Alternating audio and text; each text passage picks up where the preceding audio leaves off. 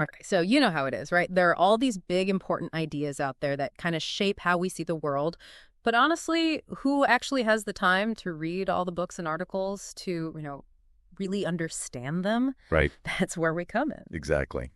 And today we're taking a deep dive into something that's become, I think it's safe to say, absolutely central to how we think about society today, identity synthesis.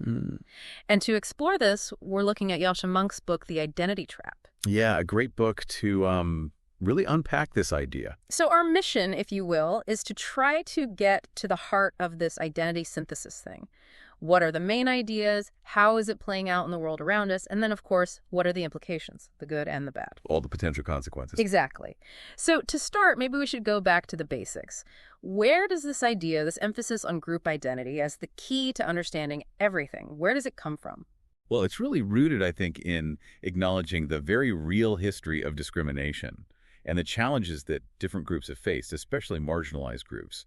There's this understanding that for a long time, the rules of the game, so to speak, were made by and for a particular, dominant group, and that the experiences of those who were different, whether it's race or gender or something else, were often ignored or even actively suppressed. So the idea is that this history of marginalization is really key to understanding where this whole identity synthesis thing is coming from. Exactly. It's sort of the foundation. Okay, so then how does that lead to, I guess, the shift away from the more traditional way of looking at things where the emphasis was on being neutral or taking a universal approach, that we're all just individuals kind of thing? Right. That was sort of the dominant idea for a while. But the argument now is that that neutrality hasn't really led to a level playing field. Because, we can say everyone is equal, but in practice, things don't always work out that way. Precisely.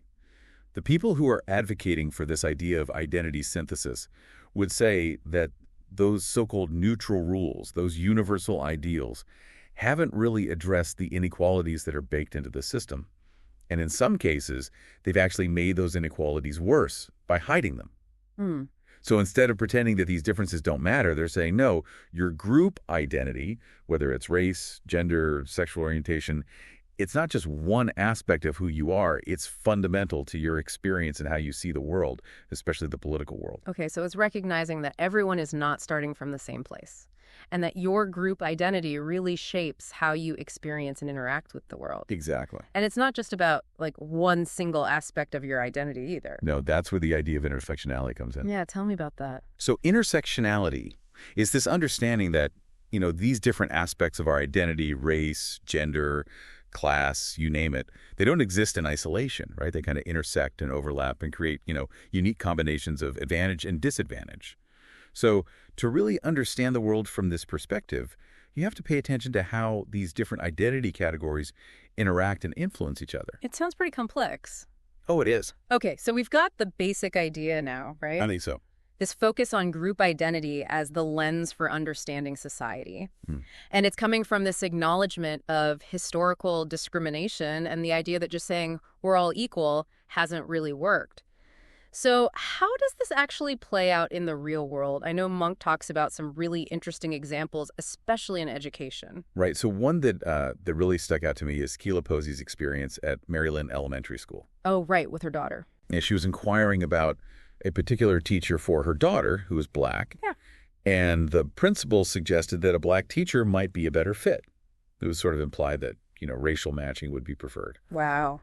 And Posey was just kind of shocked, right? Because, this is 2020, and she felt like it was this push towards segregation, like a step backward. Yeah, it's definitely a bit jarring to read about that. Definitely. And then Mounk also talks about this trend of affinity groups in some schools. Yes. Places like Evanston Township High School and some schools in Wellesley. And these affinity groups are specifically for students of color, and the idea is to create these quote-unquote safe spaces where students who share a racial identity can connect with each other. Right. What's interesting is the language they use in some of these invitations to the groups. Like, for example, for the healing space for Asian and Asian American students, it specifically said that it was not for students who identify only as white. Oh, wow. Which, really shows how they're creating these spaces that are specifically defined by racial identity. Yeah, it's very explicit about who's included and who isn't. Exactly. But then you have someone like Sharon Briscoe, the principal of Maryland Elementary. she actually started a black class. Right, but her reasoning was very different. She had been observing black students in these predominantly white independent schools, and she saw how they were often isolated. Oh, so she was trying to address that. Yeah, her aim was to create a space where they could build a stronger sense of community, a place where they felt like they belonged.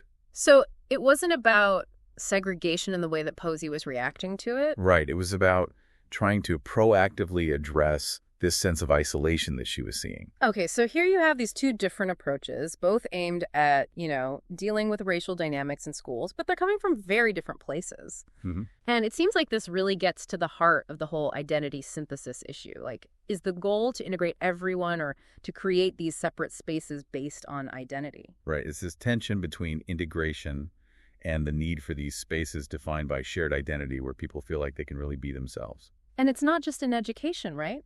Mounk talks about how this focus on identity is happening in other places, too. Yeah, it's really spreading, I think. You see it in universities, corporations, even just the way we talk about social issues often centers around the experiences of specific identity groups. Like we were saying earlier, it's become the lens through which we see everything. It really has. Okay, so let's talk about why people think this approach is a good thing. What are the main arguments in favor of focusing on identity in this way? Well, the biggest argument, I think, is that it helps us to really see and understand the discrimination that marginalized groups face. Like, if we center the experiences of those who have been disadvantaged, historically and presently, then we can get a much clearer picture of the barriers they're up against. And that can help us come up with better ways to break down those barriers. So it's kind of like, instead of just saying everyone is equal and assuming that takes care of it, we need to actually look at how those inequalities play out in specific ways for specific groups. Right. And then hopefully find solutions that are tailored to those specific problems. Exactly. The advocates for this would say that a colorblind approach or a gender-blind approach actually just makes things worse because it ignores the fact that these categories really do have an impact on people's lives. Mm-hmm. Makes sense. But of course, there are concerns about this whole identity thing too, right? For sure. What are some of the worries that people have? Well, one big one is that focusing so much on identity could make society more divided, If we're constantly seeing ourselves and others primarily through these group identities, it might become harder to find common ground and work together towards goals that we all share. Yeah, if we're always focused on what separates us, it might be harder to see what unites us. Exactly. And then there's also the danger of what people call essentializing identity. It means assuming that everyone in a particular group is the same, that they all share the same experiences and beliefs just because they belong to that group. Right, like all black people think this or all women want that. Right, it ignores the fact that there's a lot of diversity within any group. And that individuals are, individuals. Exactly. Another concern I've heard is that this focus on identity might lead us to downplay things like universal values or neutral principles, which could actually be things that bring people together across different groups. Yeah, that's a valid point. Like, if you're so focused on what makes each group unique, you might lose sight of the things that we all have in common as human beings. So the worry is that even though the intention is to create a more just society, it might actually end up doing the opposite by making society more fragmented. Right. And, Mounk also points out that focusing so much on group identity can overshadow other important parts of a person's life. Like what? Like their individual talents, their economic situation, their personal beliefs. It's like we reduce people down to just their group affiliations. Right, and then we might miss all the other things that make them who they are. Exactly. And it can even create new forms of pressure and exclusion within groups because certain ways of being, black or gay or whatever become more accepted than others. Oh, interesting. So it's like you have to conform to a certain idea of what it means to belong to that group. Right, and if you don't, you might be seen as not really belonging. Wow, so there are a lot of different angles to consider here. Definitely. And I guess it's not a simple question of whether identity synthesis is good or bad. It's much more nuanced than that. For sure. It's a conversation about really deep, complex ideas, Fairness, equality, what it means to live in a just society. And even people who agree with the idea of focusing on group identity, they might disagree on how it should be done or what the end goal should be. Right, there's a lot of room for debate. Absolutely. But it seems like, based on what Mounk is saying, understanding group identity is really important for understanding how power works in society. I think that's true.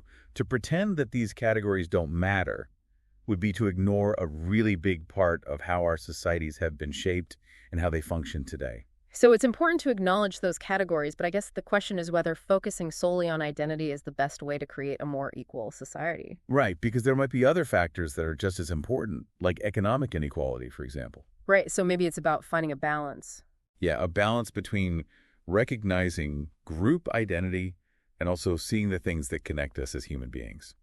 Okay, and before we wrap up, I'm curious, is this whole emphasis on identity something that's unique to the United States? No, not at all.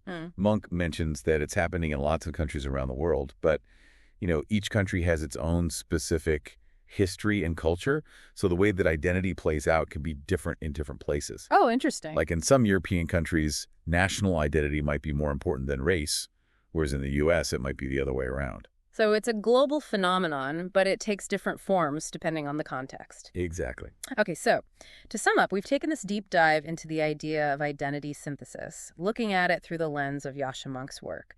It's this framework that puts group identity, things like race, gender, sexual orientation, at the center of how we understand the world. And it's coming from this idea that discrimination is a real problem, and that the traditional ways of trying to fix it haven't worked very well. And we've talked about the potential benefits and drawbacks of this approach. A lot to think about. For sure. So, as we're wrapping up here, I want to leave you with a question to consider. How do you see this whole focus on group identity shaping the world around us? Is it making us more aware of injustice and helping us to create a more equitable society? Or is it leading to more division and fragmentation? There's no easy answer, but it's definitely something worth thinking about. Definitely. A good topic for further exploration. Okay, thanks for joining us for this deep dive. We'll see you next time.